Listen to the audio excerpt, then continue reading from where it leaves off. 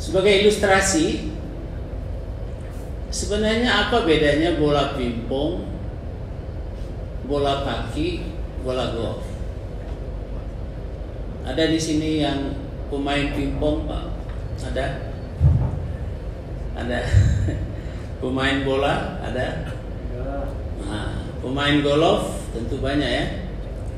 Ada yang golf? Ada.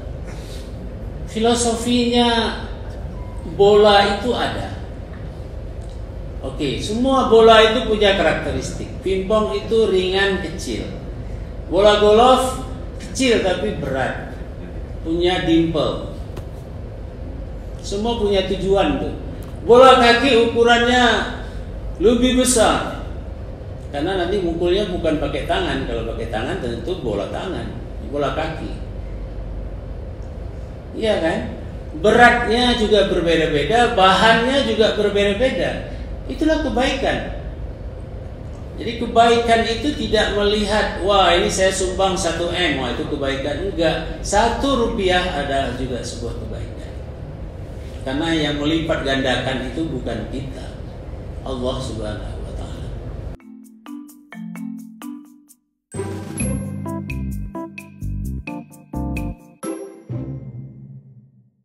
Bapak Ibu sekalian, pertama sekali tentu kita bersyukur pada Allah Subhanahu wa Ta'ala sampai dengan minggu terakhir Ramadan masih diberikan kesehatan oleh Allah Subhanahu wa Ta'ala, kita bisa melaksanakan siam dan segala amalan baik di siang hari, dan kita bisa melaksanakan qiyam pada malam hari dengan segala bentuk amalan yang baik. Sungguhnya kita ini sebenarnya sedang berusaha, hamba Allah yang sedang berusaha mengubah diri.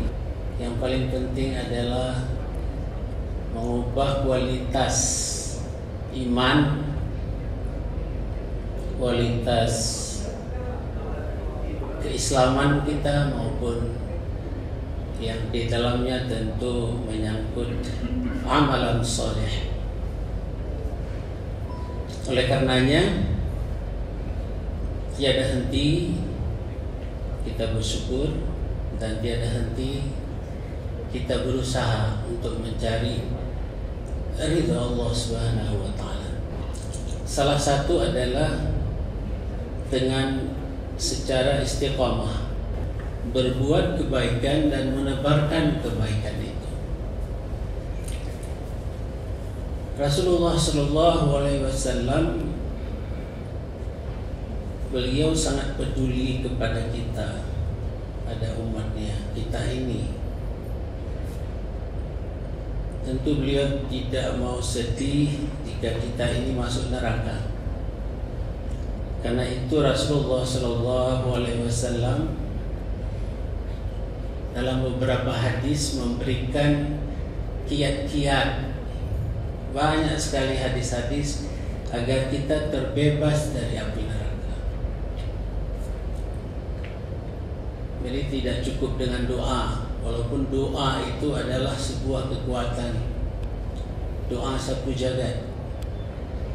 Rabbana atina fid dunya hasanah wa fil akhirati hasanah wa qina adzabannar. Penyebutan adzabannar itu terkadang salah pengucapan. Saya pernah ngetes staf saya waktu saya wakil rektor dulu di USU.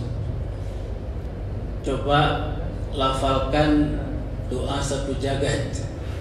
Jadi pada umumnya mengatakan dengan zai, ada juga dengan jim, ajabanar atau azabanar. Itu memiliki arti yang berbeda. Jadi harus dengan dal. Jadi walaupun doa itu adalah kunci, ya, untuk kita bisa dirubah oleh Allah Subhanahu wa taala, karena Allah mengatakan a'udzubillahi minasyaitonirrajim ud'uni wastajib lakum. Jadi kita nggak boleh sombong, kita tidak boleh segan-segan untuk meminta. Saya kira kalau seorang karyawan segan-segan untuk menyampaikan ya aspirasinya, kehendaknya, maunya kepada bosnya, bos ini juga nggak tahu kadang-kadang karena saking sibuknya, ya bukan ya. Jadi kita tidak boleh sombong untuk meminta tolong. Kalau Allah langsung meminta kita, memerintahkan, ud'uni astajib lakum. Berdoalah kepadaku, niscaya aku akan mengabulkannya. Ijabah, ya. Jadi Rasulullah SAW mengajarkan kita kiat-kiat supaya kita terbebas dari api neraka. Salah satu hadis dari Rawahul Bukhari dan Muslim, ittaqun nar walau bisikki tamrah. Menjauhlah kamu, menghindarlah kamu, takutlah kamu dari api neraka. Karena neraka itu benar, neraka itu ada, itu kan rukun iman kita.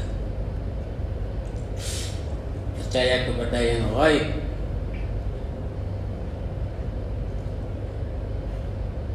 Gimana caranya? Walau bisikki tamrah, walau hanya dengan sebiji kurma. Apalah sebiji kurma? Kalau kita punya sekilo sebiji itu nggak ada artinya. Tetapi walaupun kita punya sekilo, tapi bisa kita sedekahkan satu biji saja, itu sudah bahagian daripada kita menghindarkan diri kita dari api neraka. Karena sebiji itulah sebenarnya milik kita yang nantinya akan membantu kita. Karena apa yang kita makan sisanya itu besoknya sudah berubah bentuk. Faman lam yajid, kalau kamu nggak bisa juga, fabi kalimatin thayyibah. Itu. Jadi sedekah selain sebiji kurma apa? Kalau itu pun nggak ada, nggak bisa, susah kali. Wah, ini kurma ajwa nih, Pak ya, ini manis ini, ya, nggak bisa ini. Maka amalkan fabi kalimatin thayyibah. Berusaha untuk berkata kalimat-kalimat yang kita sampaikan, ya, itu lahir daripada karena kita ya, mengharap ridho Allah. Jadi thayyibah, thayyib. Jadi khair, thayyib, ya, ini adalah baik, ya, artinya bisa diartikan itu baik. Dalam hadis yang lain Rasulullah mengatakan, man kana yu'minu billah wal yawmil akhir falyaqul khairan. Nah itu dia. Kamu orang yang mengaku beriman kepada Allah, beriman kepada hari akhirat, ya kan? Karena pada hari akhirat itu kita akan bertanggungjawabkan perkataan kita, semuanya akan kita bertanggungjawabkan. Malah mulut kita itu nanti akan ditutup, seperti yang kita baca pada surat Yasin, yang berbicara tangan, kaki, dan lain-lain. Oleh karenanya Rasulullah meminta kita falyaqul khairan, maka katakan yang baik. Oh, nggak bisa kita mengatakan yang baik. Kita belum punya alasan yang kuat. Kita tidak bisa merangkai kata yang baik. Maka solusinya atau liyasmut. diam.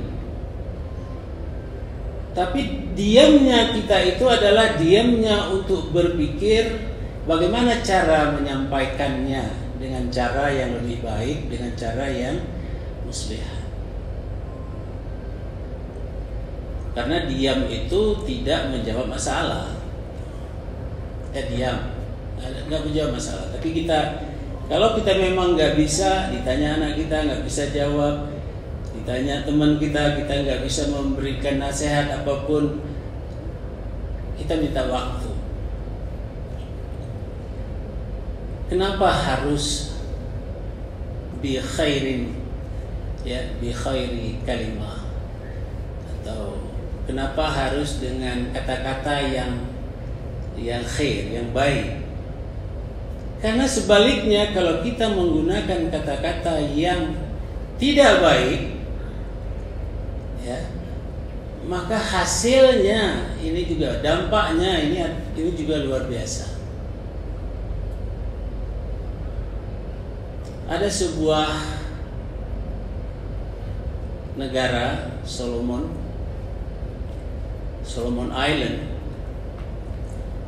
Masyarakat di sana konon kalau mereka ingin bercocok tanam dan ada pohon-pohon besar yang menghalangi, ya, pengembangan lahan, mereka tidak datang membawa gergaji, parang, pisau, palu, apalagi granat. Enggak. Apa yang mereka lakukan? Mereka ajak penduduk sekampung itu untuk datang rame-rame ke pohon itu, lalu pohon itu dimaki, dicaci maki habis-habisan. Pertanyaannya, apakah pohon itu akan berubah? Pasti. Kenapa? Karena pohon adalah makhluk. Dia mungkin lebih banyak tasbihnya dari kita. Kita kadang-kadang kan kalau enak sarapan, ya, atau lagi susah. Tapi kalau pohon memang diciptakan untuk terus bertasbih, berzikir dia. Ya. Dia juga merasakan sakitnya dimaki, sakitnya dihina. Itu akan melemahkan akar-akar pohon, akan melemahkan batang-batangnya yang besar itu untuk bisa menyampaikan air, gizi, segala apapun ke cabang, lalu cabang tidak sanggup untuk menyampaikan itu ke daun-daun, ranting daun-daun, dan akhirnya daun-daun itu berguguran, tidak perlu menunggu fall season, tidak menunggu musim gugur. Kalau negara 4 musim,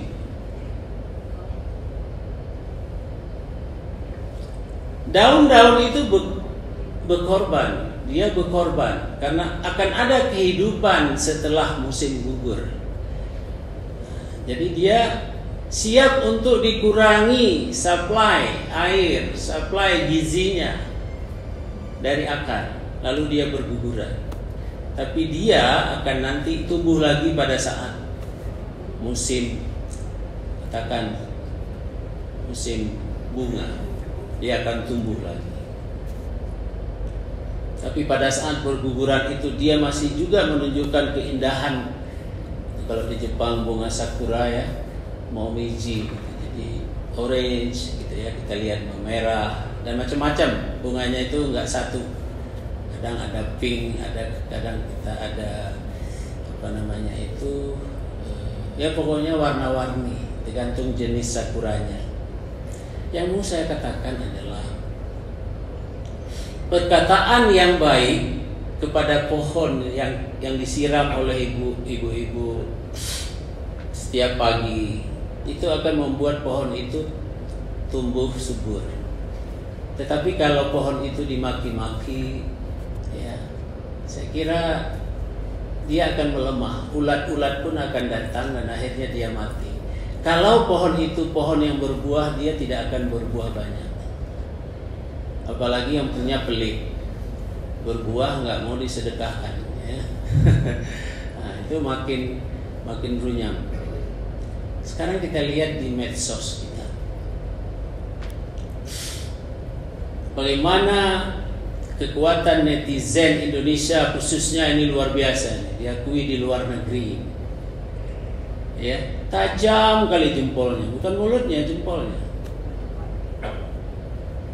Sampai ada menteri, ya, ada ustadz, ya, terpaksa ini mengundurkan diri, ya, terpaksa atau ikhlas kita tidak tahu, wallahu alam.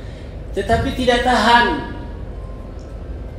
Seorang kriminal kalau ini terus dihujat, padahal Islam kan tidak mengajarkan seperti itu. Bagaimana Sayyidina Umar yang pada akhirnya setelah dia mendengar ayat-ayat lantunan ayat-ayat Al-Quran yang tidak lain, ya, dari adiknya sendiri, dia luluh. Nah, kita harus sabar menunggu sampai orang itu menjadi baik. Tetapi tentu elemen-elemen siapa yang mengatakan kullukum, ya, misalnya katakan yang baik atau diam tadi. Tetapi bisa juga apabila kamu sanggup dengan tanganmu, lakukan dengan tanganmu. Sanggup dengan mulutmu, sampaikan dengan. Paling tidak kita berdoa.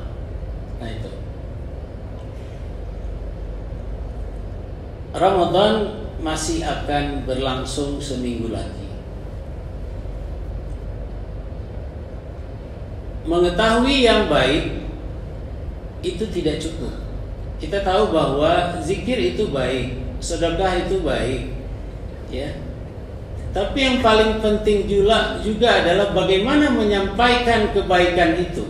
Karena kebaikan itu tidak cukup hanya untuk diri kita sendiri. Karena kullukum ra'in. Semua kamu itu pemimpin. Balighu anni walau ayah. Sampaikan dariku ini walaupun hanya satu ayat yang kita ketahui. Inni ja'ilun fil ardi khalifah. Kita ini khalifah. Jadi salah satu adalah tabligh, menyampaikan pada diri kita sendiri, pada anak-anak kita, istri kita, keluarga kita, lingkungan kita. Tetapi begitu kita memposisikan diri kita, saya hanya sebagai mustami', saya hanya sebagai pendengar, saya bukan pendai, maka efektivitas daripada dakwah itu tidak akan berjalan. Bapak-bapak yang saat ini diamanahkan dengan jabatan yang baik, tentu fastabiqul khairat yang bisa dilakukan adalah dengan powernya. Yang punya ilmu dengan ilmunya, yang punya harta dengan hartanya. Jadi kira-kira demikian. Sebagai ilustrasi, sebenarnya apa bedanya bola pingpong, bola kaki, bola golf? Ada di sini yang pemain pingpong, Pak? Ada? Ada. Pemain bola? Ada? Nah, pemain golf tentu banyak, ya. Ada yang golf? Ada. Filosofinya bola itu ada. Oke, semua bola itu punya karakteristik. Pingpong itu ringan, kecil. Bola golf kecil tapi berat, punya dimple. Semua punya tujuan tuh. Bola kaki ukurannya lebih besar, karena nanti mukulnya bukan pakai tangan. Kalau pakai tangan tentu bola tangan, bola kaki. Iya kan? Beratnya juga berbeda-beda, bahannya juga berbeda-beda. Itulah kebaikan. Jadi kebaikan itu tidak melihat, wah ini saya sumbang 1 M, wah itu kebaikan. Enggak, 1 rupiah adalah juga sebuah kebaikan. Karena yang melipat gandakan itu bukan kita, Allah Subhanahu wa Ta'ala. Sekarang pemainnya, filosofi pemainnya juga ini kita perhatikan.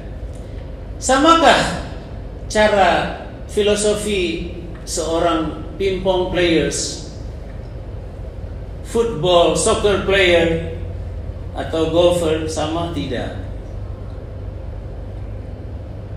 Kebetulan saya main pingpong, kita cari bat yang bagus, ya kan? Cara pegang yang benar, kita berlatih. Poin pertama yang kita cari adalah service. Betul tidak, Pak? Kita servis, apakah kita ingin lawan kita itu dapat bola itu? Nggak ada itu bukan pemain pingpong, juga bukan pemain tenis.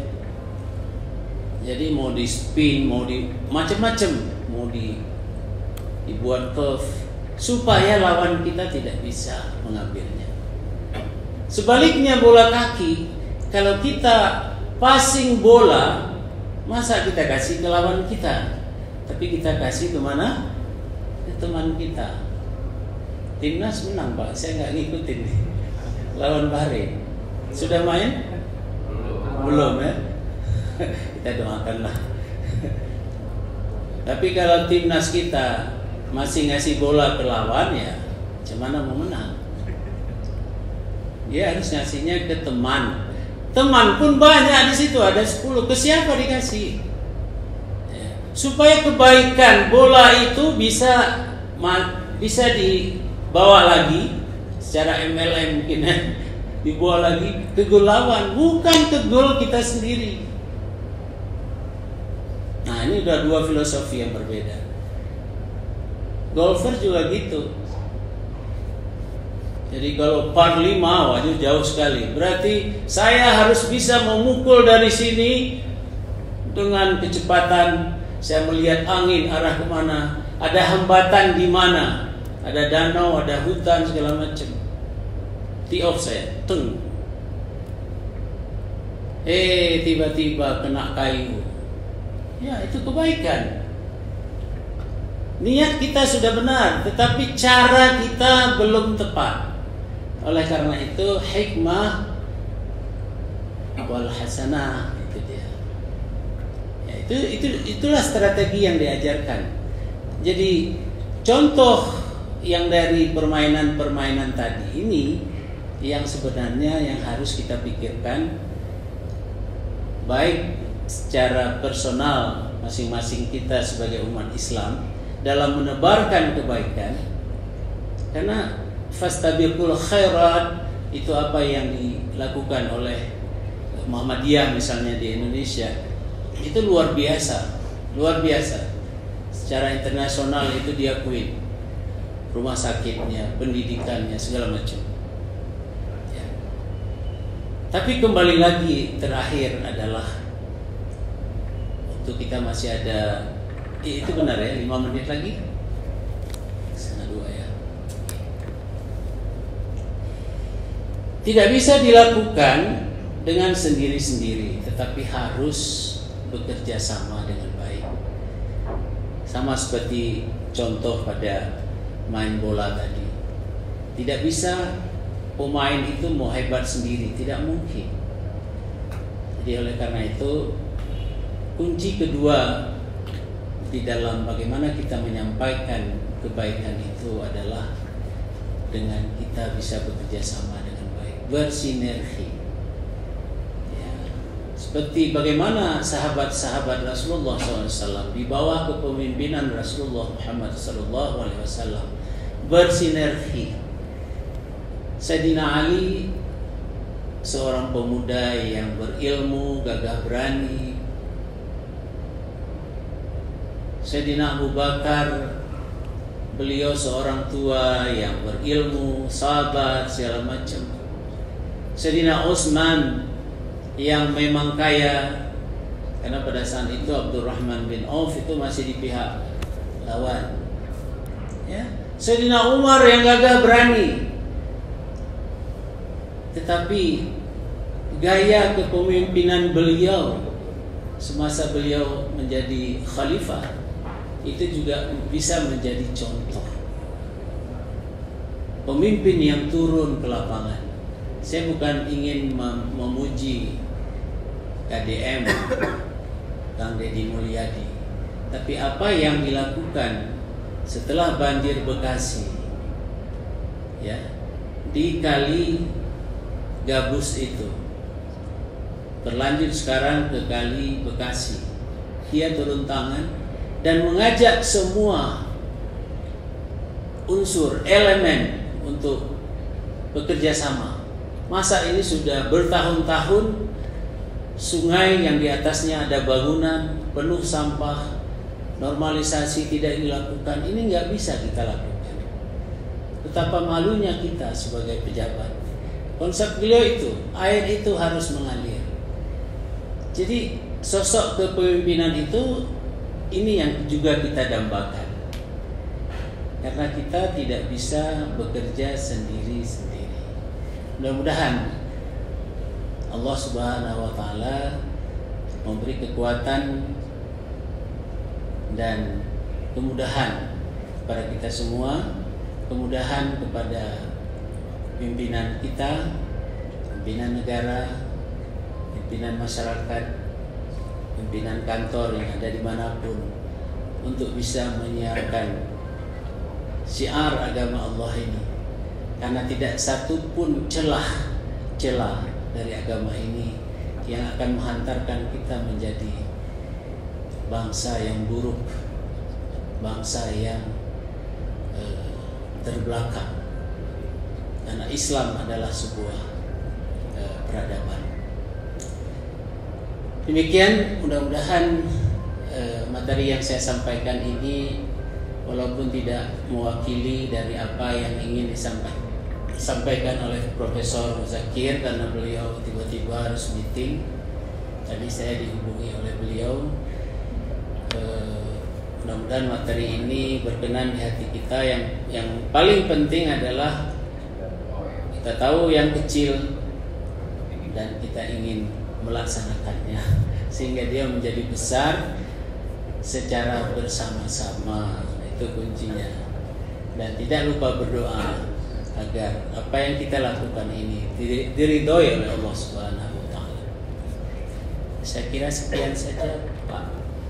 Billahi taufiq wal hidayah. Assalamualaikum warahmatullahi wabarakatuh. Waalaikumsalam.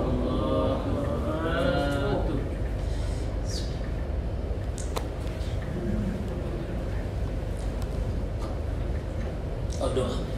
A'udzu billahi minasyaitonir rajim. Bismillahirrahmanirrahim.